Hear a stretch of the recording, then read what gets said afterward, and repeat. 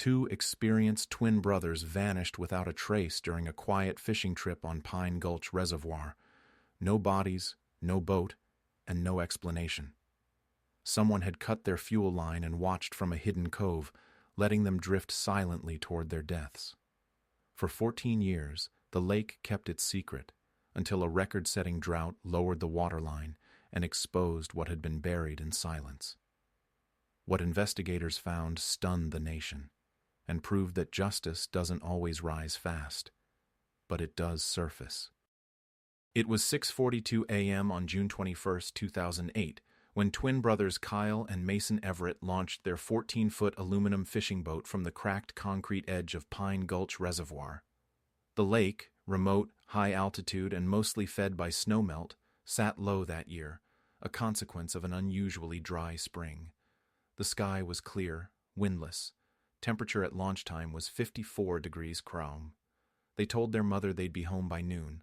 By 1:18 p.m., with no word from either brother, their phones going straight to voicemail, and their car still parked beside the lake's boat ramp, a call was made to the Mesa County Sheriff's Office. The first deputy arrived by 2:04 p.m. He found no one at the launch, no boat in sight, no tire tracks beyond the Everett's Dodge Ram. What had been a lazy morning of summer fishing had, in the span of a few hours, shifted into something colder. The wind had picked up by then, gusting lightly at 9 mm.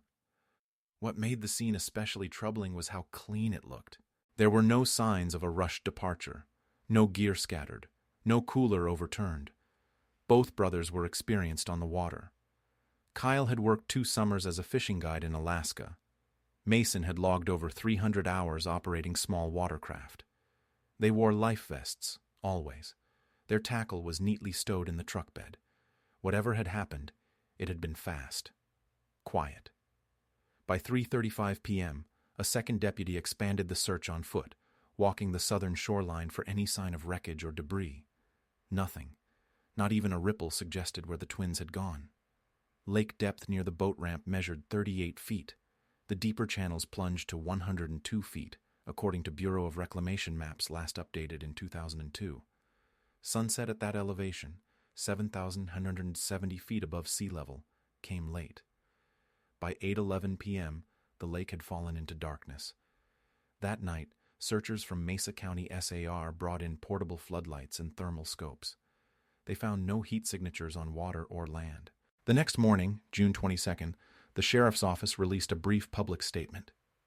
Twin brothers Kyle and Mason Everett, age 27, are missing following a solo fishing trip on Pine Gulch Reservoir. They were last seen launching their boat at 6:42 a.m. June 21st.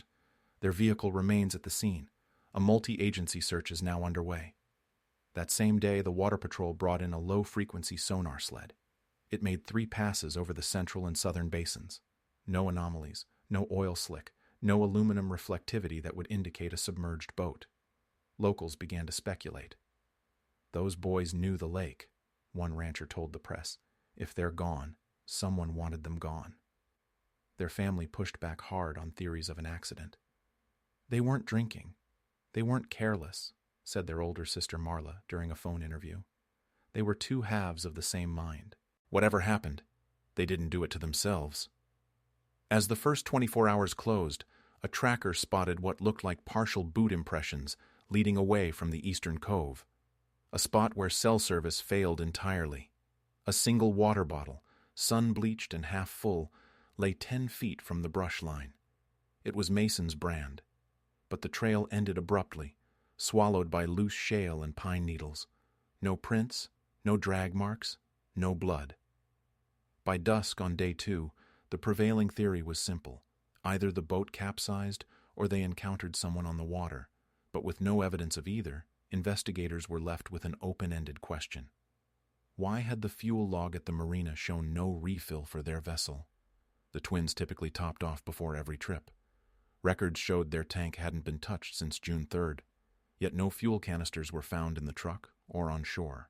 What no one realized then was that the answer to everything was already under the surface, just not where they were looking.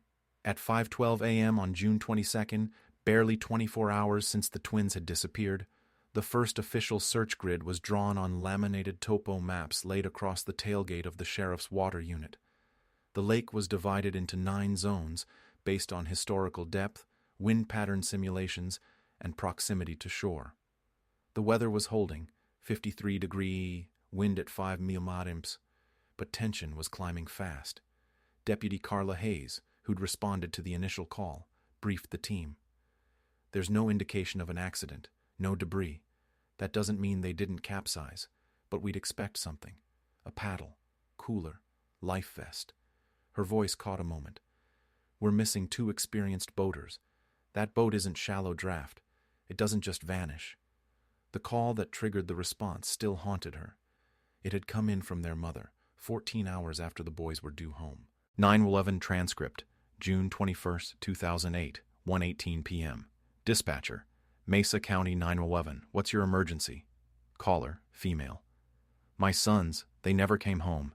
They went fishing yesterday morning. They said they'd be back before lunch. Dispatcher, how old are they? Caller, 27, twins, Kyle and Mason Everett. Dispatcher, and where were they going? Caller, Pine Gulch Reservoir. It's the only place they fish together. Their truck is probably still there. Dispatcher, when did you last speak to them? Caller, Kyle texted me at 6:51 a.m. Launching now, back by 11 or noon. Nothing since. Dispatcher, do they have any medical conditions? Caller, no, they're strong, smart. Please. Dispatcher, we're dispatching a unit now. Stay by your phone. Caller, I know something's wrong. I know it. By mid-morning, volunteers from Mesa County SAR and 4 neighboring ranch communities arrived on scene. One of them, a retired fire captain named Ron Teller, brought his own drone, modified with infrared sweep capability. I figured if they were alive, maybe they'd made it to shore, he later told reporters. But it was like the lake just opened up and swallowed them whole. At 1:45 p.m., the sheriff's boat team recovered what seemed like a promising clue, a half-submerged fishing rod wedged between 2 boulders on the northern shoal. The serial number etched into the graphite shaft matched one purchased by Kyle just 2 weeks earlier, but it was snapped clean, as if under stress. No line, no lure, just the broken shaft, still damp. Tensions rose by the hour. Helicopter FLIR imaging was deployed at 3:10 p.m., with pilot logs confirming coverage of over 95% of open water by dusk. The thermal sweep revealed nothing. No overturned hull, no movement, no exposed metal glint. The lake had gone still. Investigators expanded their scope to include boat ramp surveillance. The camera on site, a motion-activated Reconyx Hyperfire HC600, had a single ping at 6:42 a.m., June 21st, the twins' truck. But the feed went dark just 2 minutes later. The unit hadn't recorded anything afterward.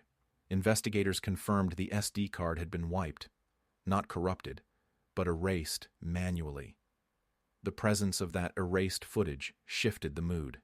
Search and rescue was now paired with suspicion. A nearby hunter reported hearing an engine stall out just after 7 a.m. that day. It sputtered hard like someone choked the fuel line, then nothing. Silence.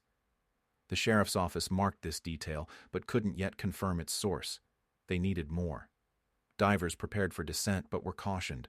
The lake's terrain was unpredictable. Cold currents, uneven silt beds, cavernous drops reaching over 100 feet. As the second day drew to a close, Captain Ellis stepped forward with a public appeal. If anyone was at Pine Gulch on the morning of June 21st, we need to speak with you. The smallest detail, what you saw, what you didn't see, could change everything. This family deserves answers. Please come forward. The family released a photo of the brothers, side by side, arms over shoulders. That image would circulate widely in the days to come, haunting those who saw it. But behind the scenes, the search teams were beginning to whisper the unthinkable. What if the twins had never planned to return? What if someone had known their routine, waited for them, and made sure they didn't? Comment, hope, if you'd search forever. By dawn on June 23, 2008, day 3 of the disappearance, the air over Pine Gulch Reservoir had chilled to 46°. A light fog clung to the water's surface, casting a ghost-like haze over the mirror-still lake. It was under these conditions that Mesa County brought in aerial thermal mapping specialists from Montrose, along with a second K-9 unit trained in cadaver detection. The tone had shifted. It was no longer a rescue mission. It was recovery. The search radius expanded to 5.7 square miles. Deputies established 2 new command posts, one at the northern bluff overlook and another closer to the reservoir's canyon mouth. The plan was coordinated in 15-minute briefings, each one more desperate than the last. Lieutenant Hannah Rhodes recorded the morning radio check-in. Unit Alpha, reporting 0 contact North Ridge.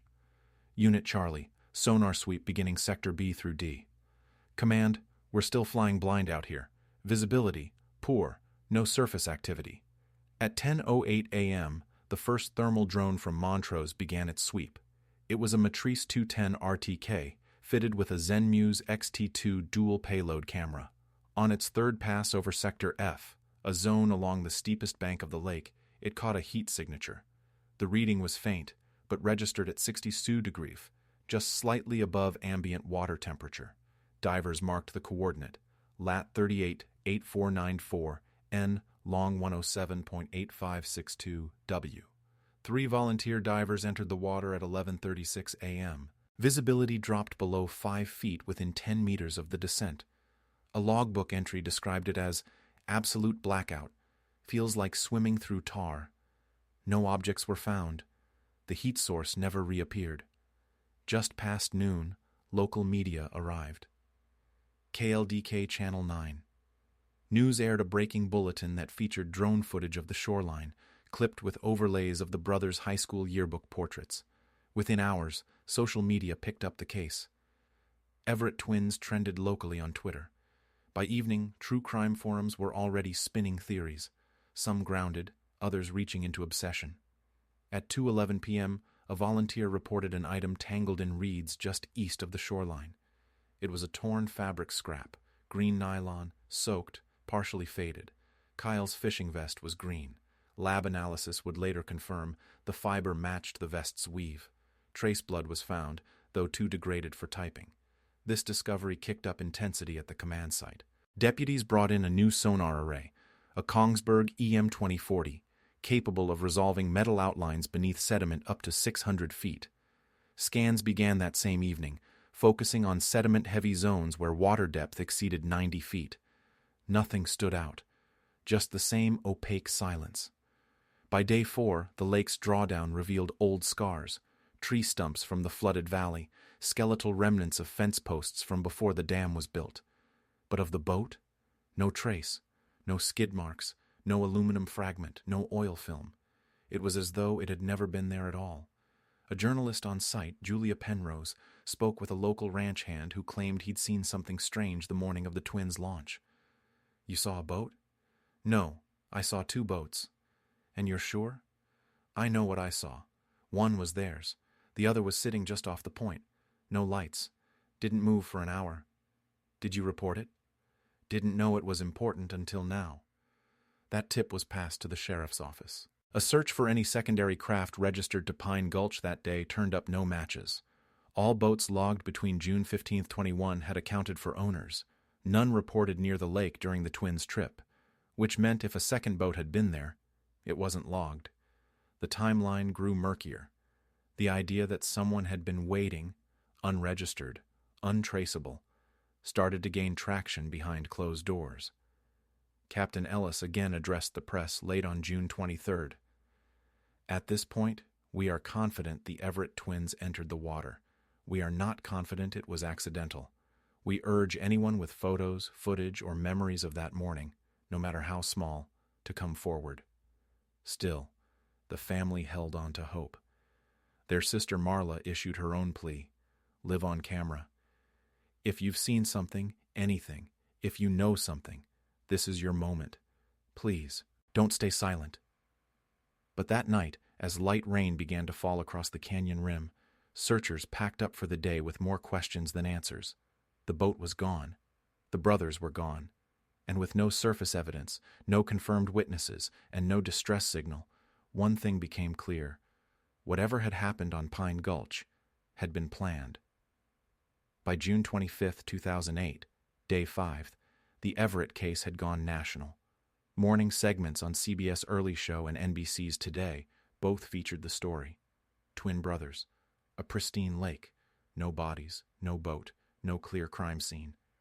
It was, as one anchor put it, the kind of vanishing that leaves investigators speechless. The phrase stuck. Downloads of the official press bulletin passed 38,000 before noon. Pressure mounted on the Mesa County Sheriff's Office. Dozens of tips flooded their line. Most were vague, repetitive, rumors of suspicious campers, odd cars, or voices in the night. But one report stood out. At 3:42 p.m., a man named Howard Miskell called in from Rangeley, 88 miles northwest. He claimed he'd seen the Everett twins the morning of their disappearance, not on the water, but inside a gas station along Route 139. They came in just after 6 a.m., bought Red Bulls and a fuel additive. I remember 'em. Twins, tall.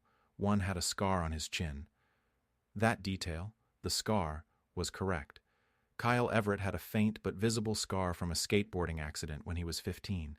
Investigators immediately pulled surveillance from the station, but the tape told a different story. The men captured on video were not the Everett twins. They were ranch workers from Rifle, Colorado, confirmed by name, vehicle, and employer. The station clerk misremembered the encounter. Miskell's sighting had become another mirage. Still, the damage was done. National media ran with the story. Twins seen 70 miles away. Morning of disappearance? By the time the misidentification was confirmed, the conspiracy wheels had turned. The sheriff's office addressed the misinformation in a press bulletin released 24 hours later. We have reviewed and eliminated the reported gas station sighting as unrelated. At this time, no confirmed sightings of Kyle or Mason Everett exist beyond 6:51 a.m. on June 21st at Pine Gulch Reservoir. But the false lead caused a ripple. One theory suggested the twins had faked their disappearance, staged the boat, the missing fuel, the wiped SD card. Others pushed darker ideas: human trafficking, cartel entanglement, even military testing beneath the lake. Captain Ellis was forced to comment again during an impromptu Q&A outside the command trailer. Q: Can you confirm any third-party involvement? Ellis: Not at this time. Q: Is it being treated as criminal? Ellis: We are treating all unexplained disappearances as potentially criminal. Q: Is it still a rescue? Ellis: No, it's a recovery. With public pressure increasing, the Sheriff's Department widened its jurisdictional contact. They requested satellite imaging from the National Geospatial Intelligence Agency, targeting the 12-hour window between 6 a.m. and 6 p.m. on June 24. While resolution wasn't precise enough to identify individuals, analysts were able to mark thermal signatures of known vehicles at the boat ramp. One vehicle stood out. At 6:39 a.m., 3 minutes before the Everett truck arrived, a dark SUV had backed into a clearing above the eastern cove. It remained there for 47 minutes, then vanished from satellite view. No vehicle matching that shape or plate had ever been logged at the site. It was unregistered, untraceable. That SUV became a ghost in the file. Meanwhile, a new voice entered the picture. A former seasonal ranger named Stella Mahoney, who had worked patrol near Pine Gulch 3 summers earlier, claimed she recognized the location from the drone images now circulating. There's a shelf out there, underwater, like a flat ledge with sudden drop-off. It's where people say fish spawn in the shadows, but it's easy to anchor near and never realize you're 1 foot from nothing. Could a boat go under, unseen? If someone pulled the plug or sliced the fuel line, yeah, you'd drift right into it. Then it's down to cold and gravity. That shelf, known informally as Dead Man's Ledge, had never been formally mapped. Water levels in 2008 had stayed just high enough to keep it hidden. It became the new focal point for sonar teams. On June 26th, sonar returned to the area using a multi-beam array. Still, no definitive hit. But on the final scan of the day, past number 17, an operator noticed something odd. A faint line, symmetrical, flat, possibly metallic, possibly nothing. It lay embedded in silt, obscured by vegetation, near a depth of 93 feet. They logged it, anomaly ID Delta 1707. No divers were dispatched. Not yet. The lead investigator, Detective Renee Voss, entered the day's final note. The lake's not giving up its secrets, but that doesn't mean they're not down there. Something's waiting. We're just not deep enough. The next morning, the weather would change, and so would the tone of the entire investigation. Summer turned to fall. The water rose with early snowmelt, flooding back over the silt beds that had been combed by divers for weeks. By October 2008, the Pine Gulch Reservoir was nearly back to full capacity, 121 surface acres, 103 feet at deepest point, and the Everett twins remained missing. Their boat had never been found. No further debris had surfaced. In late November, the sheriff's office officially scaled back the operation. The base camp was dismantled. The last sonar sweep team left the region on December 2nd. What remained was silence and one of the most unnerving unresolved case files in Colorado's history. The family didn't stop searching. Marla Everett returned every month. She made it a ritual, a folding chair, a thermos of coffee, a journal. She would sit for hours at the launch site and watch the lake, hoping for anything to break the stillness. You start to convince yourself maybe they'll just walk out of the fog. You wait long enough, the silence starts to hum, like it knows something. Each year, on the anniversary of their disappearance, the family held a small vigil by the water. It grew smaller as the media pulled away, but the siblings' absence hung in the air like unfinished breath. By mid-2009, most of the original investigators had rotated off the case. Only Detective Voss kept the file active, returning every 6 months to review notes, interview new staff, reprocess sonar maps. He'd scribble updates in the margins, usually brief, dated in red ink. June 2010, still no fuel trace. October 2011, SD card data still unrecoverable. Who wiped it? One of the few remaining artifacts was a sealed cardboard box in Evidence Room B4, labeled EVT-01 to EVT-036. Inside, the broken fishing rod, the blood-stained nylon vest scrap, printed drone stills, and a Ziploc bag containing a scrap of fabric retrieved in 2009 from a cove 1 mile south, too deteriorated to test. In 2012, a Freedom of Information Act (FOIA) request filed by a local blogger was denied. The case was still considered open. That same blogger, under the alias Water Depth Theory, would go on to publish a 78-page amateur investigation, alleging a government cover-up and suggesting subaqueous sabotage, that someone had used underwater tow gear to sink the boat deliberately. No hard evidence was ever presented. Meanwhile, new leads dried up. The SUV seen in satellite footage was never identified. The anomaly labeled Delta 1707 went uninvestigated. Divers never returned. Then came 2013. A drought began creeping across the west. Snowpack dropped to 68% of normal. Precipitation fell 42% below average in Mesa County that spring. Pine Gulch Reservoir receded visibly by late May. It would be a slow unraveling, the land reclaiming its secrets inch by inch. But that unraveling had not yet reached the twins. In a recorded interview from July 2013, Detective Voss spoke candidly for the first time. "We've worked wrecks, we've worked drownings, boats capsize all the time. But this, it's like trying to follow footprints in water. We don't even have a starting point. Just a last known location and a gut feeling that something got to them before we did." By fall, the case was officially designated Cold Case 135E, triggering annual audit requirements but no active investigation. Marla refused to accept that status. Cold means forgotten, and I will not forget them. I don't care if I have to drain the whole damn lake myself. She launched a small website in 2014, findtheeverets.org, collecting photos, volunteer messages, and tips. It received fewer than 300 unique visits a month, mostly from searchers and family friends. But it stayed online. So did she. By now, nearly 5 years had passed since that quiet morning in June. The brothers' truck had been returned to the family. Their licenses expired, their bank accounts untouched. No insurance claims, no foreign travel, no signal. As of June 2013, Kyle and Mason Everett had been officially missing for 1,926 days. Still no boat, still no bodies, still no resolution. But the drought kept crawling forward, and the lake, patient as stone, was beginning to shrink. Comment, search, if you wouldn't let go. By 2015, 7 years had passed since the Everett twins vanished. The lake had cycled through 2 full drought seasons, with summer levels dipping 17 feet below normal. No new evidence had surfaced. Pine Gulch had become just another name in a file cabinet, until a legislative glitch brought the case back into daylight. A backlog audit of unresolved missing persons prompted Mesa County to refile all pre-2010 cold cases. Case 135E, Everett, Kyle, and Mason, flagged as administratively stalled. The designation triggered an automatic review by the state's new cold case review team, a panel of 6 ex-detectives and forensic advisors based out of Denver. Detective Rene Voss, now semi-retired, was invited to submit a summary. His 38-page memo reopened dormant questions. We never determined how the fuel line was sliced. We never retrieved the boat. We never identified the SUV. This is not a drowning.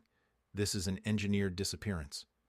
The statement caught attention, not just in official circles, but online. By 2016, forums like Web Sleuths, Reddit's R Unresolved Mysteries, and YouTube's amateur sleuth channels had seized on the case. One 9-minute video. The Everett twins were hunted, amassed 2.1 million views in 6 weeks. Comments poured in, theories deepened, and in the background, Pine Gulch kept evaporating. In 2017, Marla Everett filed a legal petition for presumptive death certificates. It was not a concession. It was a legal necessity. Without the documents, the family could not access frozen accounts or finalize Kyle's mortgage title. The hearing was closed door. No reporters. Just her, a judge, and 3 witnesses. Judge: do you believe your brothers are deceased? Marla: I believe they were taken, and I believe they never got the chance to come home.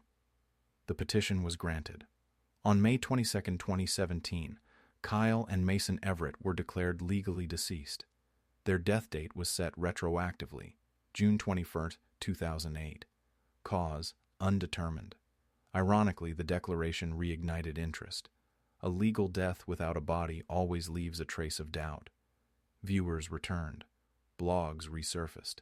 A new theory emerged in 2018, pushed by a retired private investigator from Utah, Devin Hurst, who had consulted briefly on the 2009 sonar sweep. That boat didn't vanish. It was buried, intentionally.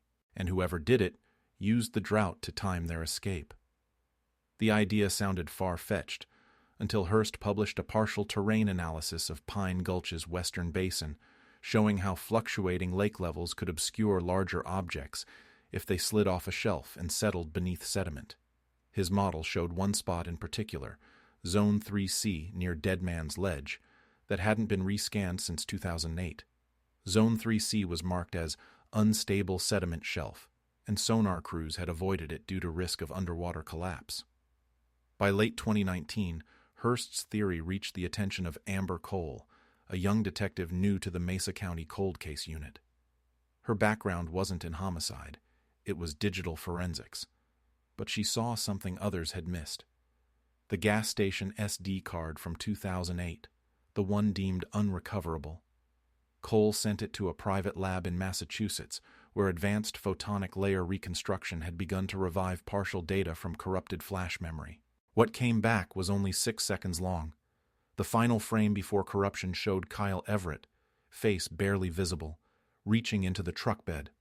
The timestamp matched precisely to 6:43 a.m., but in the far left of the frame, almost unnoticeable, was a dark blur, a shape low to the ground, partially obscured by trees.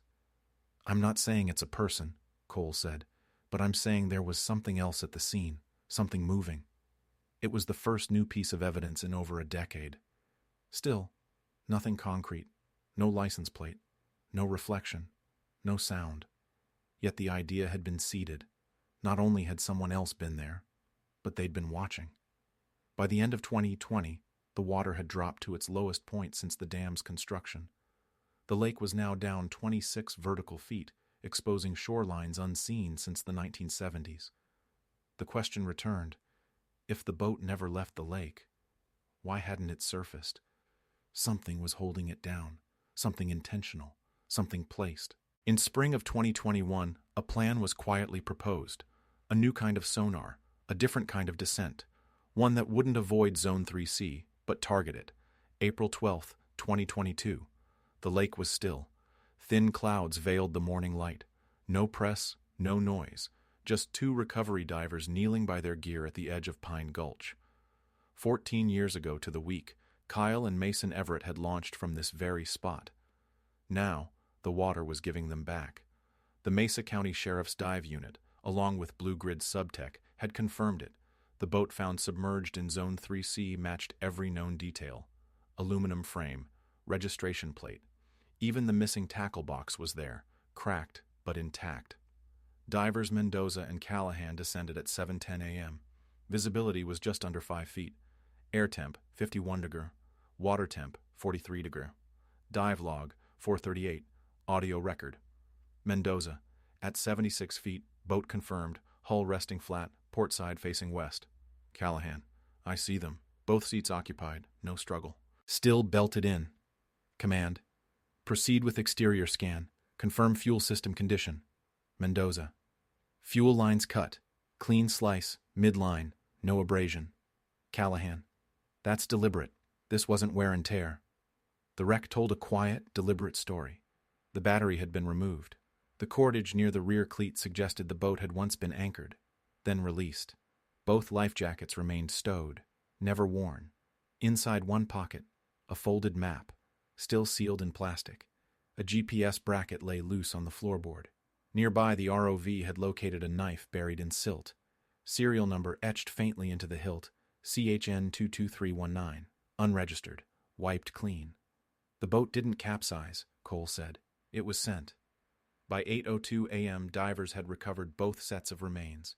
Preliminary visual, male, early adult, skeletal, consistent with prolonged water submersion.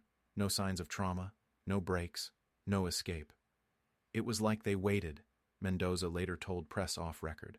Like they realized too late they weren't coming back. On the surface, Sheriff Ellis stood by as body bags were zipped and carried up the embankment. No cameras, no press briefing, just wind and silence. It was over, but not clean. Inside the sheriff's mobile unit, Detective Cole stood over the recovered map. A faded circle had been drawn in pen, marking Dead Man's Ledge. It wasn't random. They'd been headed there. Either someone was waiting, she said, or someone sent them there. The press conference would come days later. The national coverage, the DNA confirmation, the family's public statement, all of that still lay ahead. But Pine Gulch was quiet again. Only this time, it had let go.